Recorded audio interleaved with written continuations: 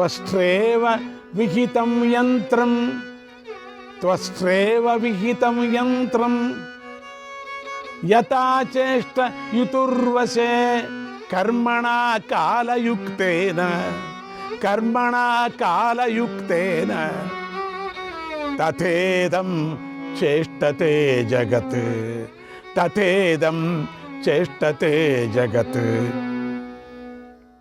వడ్రంగి చేసిన యంత్రం తిప్పేవాడి వశంలో ఉన్నట్లే కాలుడు ఏర్పరిచినటువంటి కర్మంతోనే జగమంతా నడుస్తుంది. ఏ కారణము లేకుండానే మానవుని ఉత్పత్తి జరుగుతోంది. అలాగే యాదృచ్ఛికంగానే వినాశం కూడా జరుగుతుంది. వీటి కోసం శోకం హర్షం తగదు. నీకిప్పుడు కలిగిన చిత్త వికారం కూడా అసత్యమే, వ్యర్థమే. అయినా అది పోవాలంటే దానికి ప్రాయశ్చిత్తం ఉంది. దాన్ని ఆచరించు. ధర్మజ, పూర్వం దేవాసుర యుద్ధంలో రాక్షసులు అన్నలు, దేవతలు తమ్ముళ్ళు, అన్నలు తమ్ముళ్ళు. వారికి కూడా సంపద నిమిత్తంగానే పెద్ద విరోధం ఏర్పడింది. 32,000 సంవత్సరాలు యుద్ధం జరిగిందట. భూమిని అంతటినీ రక్తంతో తడిపేసేట్లుగా ఒకే సముద్రంగా చేసి దేవతలు రాక్షసులు చంపివేసి స్వర్గం సంపాదించారు. అలాగే భూమిని పొంది వేద పారంగుతులైనటువంటి బ్రాహ్మణులు గర్వంతో మోహితులై దానవులను సాయం చేయటానికి పూనుకున్నారు. వారు 88,000 మంది ఉన్నారు. వారు శాలావృకులు అని 3 లోకాలను ప్రసిద్ధి వహించారు. వారు కూడా దేవతల చేత చనిపోయారు. ధర్మనాశం కోరుతూ అధర్మం ప్రవర్తింపజేసే దురాత్మలను, పొగరెక్కిన దైత్యులను దేవతలు చంపినట్లు చంపాలి కదా. అధర్మరూపో ధర్మోహి, అధర్మరూపో ధర్మోహి కశ్చిదస్తి నరాధిప, కశ్చిదస్తి నరాధిప. ధర్మశ్చాధర్మ రూపోస్తి, ధర్మశ్చాధర్మ రూపోస్తి తచ్చజ్ఞేయం విపచ్చిత, తచ్చజ్ఞేయం విపచ్చిత. రాజా, అధర్మంలాగా కనబడే ధర్మం ఒకటి ఉంది, అలాగే ధర్మంలాగా కనబడే అధర్మం ఉంది. పండితుడు దాన్ని తెలుసుకోవాలి. అందుచేత మనసును నిలదొక్కుకో. చక్కగా చదువుకున్నావు కదా. పూర్వం దేవతలు నడిచిన మార్గంలో నడిచిన వాడువు నువ్వు. నీ వంటి వారు నరకానికి వెళ్ళరు. పాండవోత్తమ, నీ తమ్ములను స్నేహితులను ఊరడించు. పాపకృత్యం మొదలుపెట్టి అదే భావాన్ని భావిస్తూ సిగ్గు లేకుండా ఆ పాపకృత్యం కొనసాగిస్తూ దాన్ని పూర్తి చేసిన వానికి ఆ పాపం అంతా చేరుతుందని శాస్త్రం చెబుతుంది. వానికి ప్రాయశ్చిత్తం లేదు, ఆ పాపకృత్యానికి తగ్గుదల లేదు. నీవు స్వచ్ఛమైన మనసు గలవాడివి. ఇతరుల దోషం నీ చేత ఈ పనిని చేయించింది. ఇష్టం లేకుండానే ఈ పని చేసి ఇప్పుడు బాధపడుతున్నావు. అశ్వమేధో మహాయజ్ఞక, అశ్వమేధో మహాయజ్ఞక ప్రాయశ్చిత్త ముదావృతం, ప్రాయశ్చిత్త ముదావృతం. తమాహర మకారాజ, తమాహర మకారాజ విపాప్మైవం భవిష్యసి, విపాప్మైవం భవిష్యసి. దీనికి అశ్వమేధ యాగం చేయడమే ప్రాయశ్చిత్తంగా చెప్పబడింది. దాన్ని నువ్వు చేయి, పాపరహితుడు అవుతావు. ఇంద్రుడు దేవతలతో కలిసి శత్రువును జయించాడు. 100 సార్లు యజ్ఞాలు చేసి శతకృతుడయ్యాడు. పాపం తొలగి స్వర్గం పొంది సుఖకరమైన లోకాలను పొంది దేవగణాలతో కలిసి దిక్కులన్నీ ప్రకాశింపజేస్తూ ఉన్నాడు. స్వర్గలోకంలో అప్సరసలతో వెలుగొందే దేవేంద్రుణ్ణి ఋషులు దేవతలు సేవిస్తున్నారు.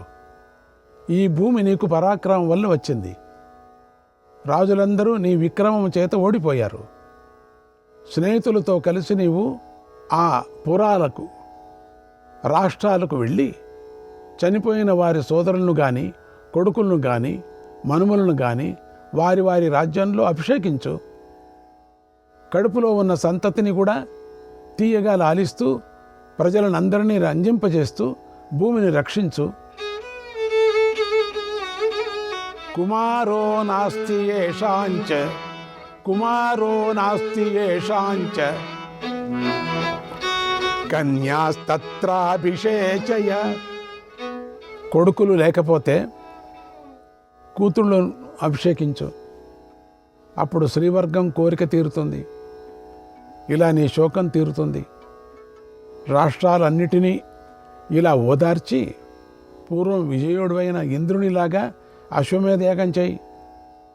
నీవు మహాత్ములైన క్షత్రియులను గూర్చి విచారింపవలసిన పని లేదు. వారందరూ యముని బలం చేత మోహితులై తాము చేసుకున్న కర్మల చేత నశించిపోయారు. రాజా, నీకు క్షత్రియ ధర్మం లభించింది, శత్రురహితమైన రాజ్యం లభించింది. చనిపోయిన తర్వాత కూడా శ్రేయస్కరమైన ధర్మాన్ని రక్షించు అన్నాడు వ్యాస మహర్షి. శ్రీకృష్ణాయ పరమాత్మనే నమః. 34వ అధ్యాయం.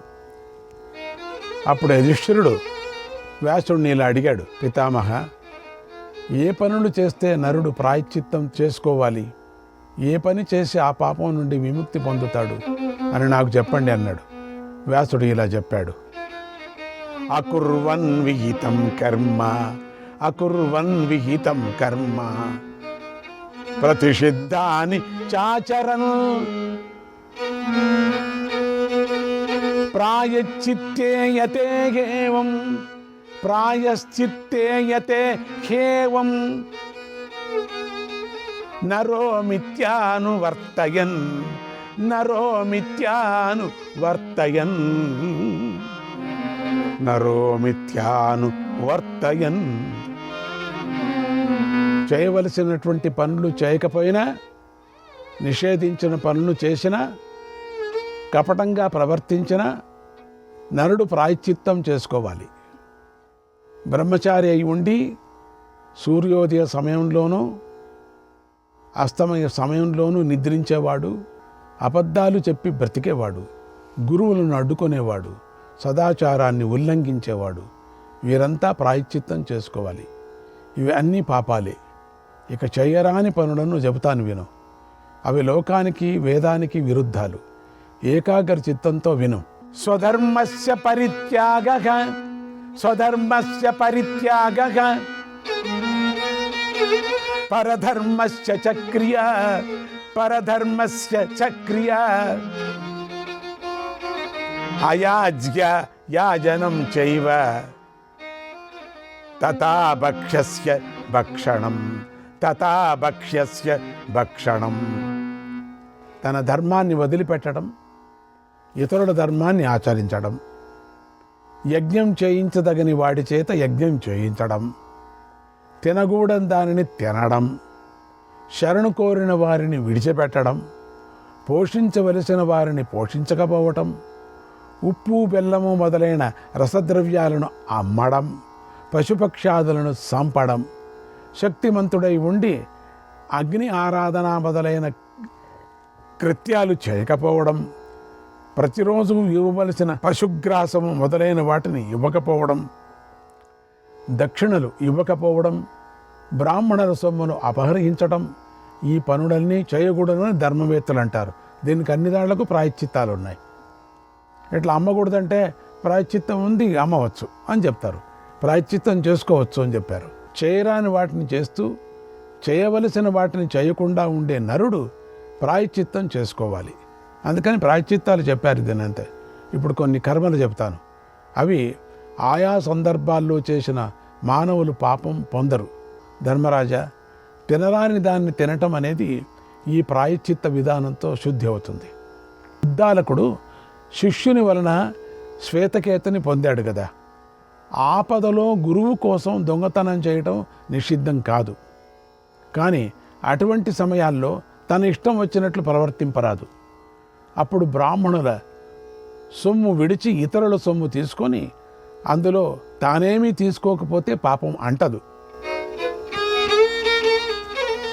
ప్రాణత్రాణే నృతం వాచ్యం, ప్రాణత్రాణే నృతం వాచ్యం,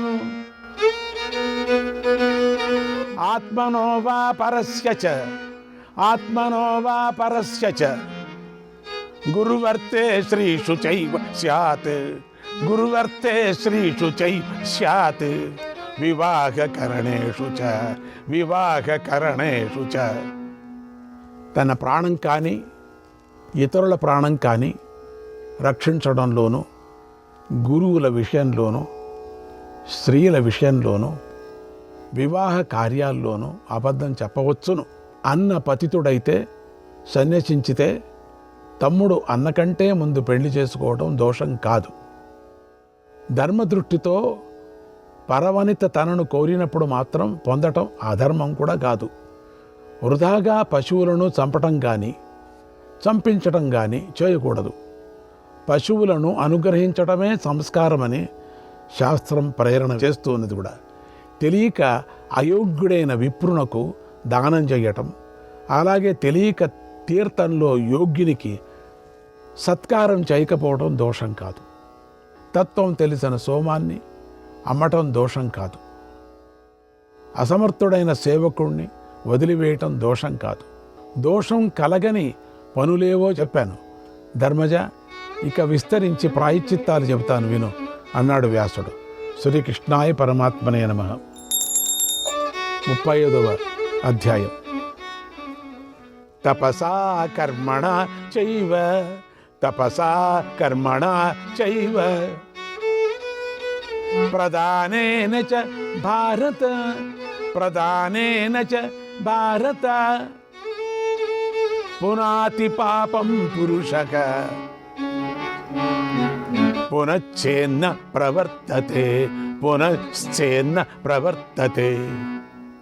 తపస్సు చేత, కర్మ చేత, దానం చేత ప్రాయశ్చిత్తం చేసుకొని మళ్ళీ ఆ పాపాలు చేయకపోతే మానవుడు ఆ పాపాలు శుద్ధి చేసుకుంటాడు. ఇంతవరకు చెప్పిన పాపాలు చెప్పుకొని వచ్చారు, చేయవచ్చు సందర్భానుసారంగా చెప్పుకొని వచ్చారు. ఇప్పుడు అట్లా చేసినప్పటికి కూడా ప్రాయశ్చిత్తం చెప్పుకొని వచ్చాడు. ప్రాయశ్చిత్తం తపస్సు, జ్ఞానము, దానము ఇవన్నీ చెప్పుకొని వచ్చారు. బ్రహ్మహత్య చేసిన వాడు ఒంటిపూట భోజనం చేయాలి. తన పనులు తానే చేసుకుంటూ భిక్షమెత్తుకోవాలి. కపాలం మంచం కోడు పట్టుకొని బ్రహ్మచారి అయి సదా ప్రయత్నపరుడై ప్రవర్తించాలి. అసూయ లేకుండా నేల మీద నిద్రించాలి. అలా తన పాపాన్ని లోకానికి తెలియజేస్తూ చెప్తూ ఉండాలట ఇంకొకరికి. నేను ఇటువంటి పాపిని ఇట్లా వ్రతం చేస్తున్నానని చెప్పాలట.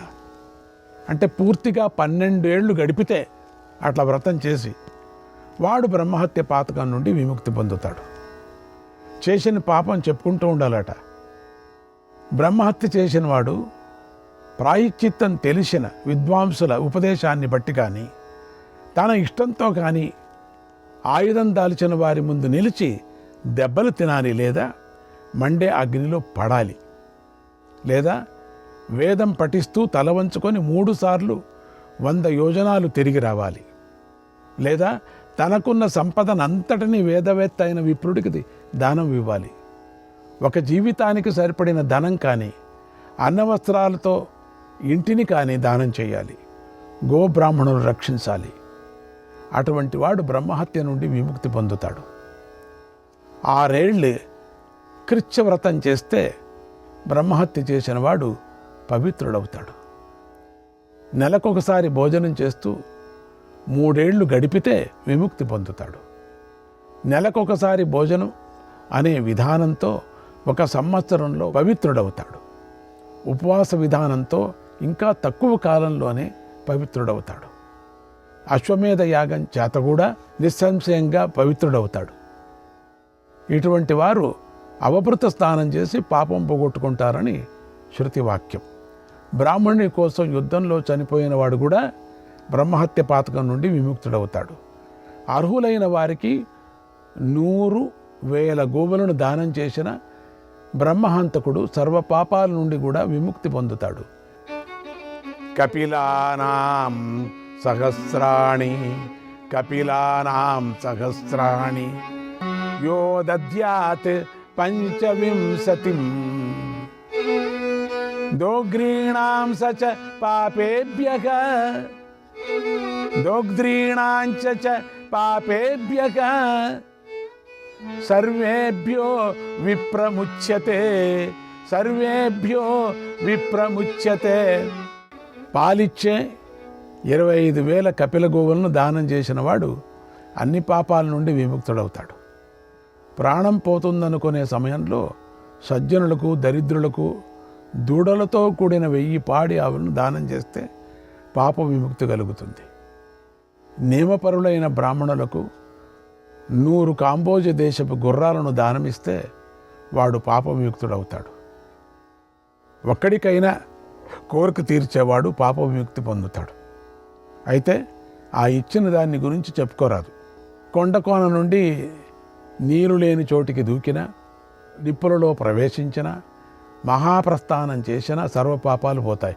అంటే అప్పుడు ధర్మరాజుకు చెప్పాల్సిన మాటలు ఆ కాలానికి సంబంధించింది. ఇవంతా ఇప్పుడు కాలం అనుకోకూడదు. మీరు గురుతల్పం ఎక్కినవాడు కాలుతున్నటువంటి రాతి మీద పడుకోవాలి. శ్రీకృష్ణాయ పరమాత్మనే నమః.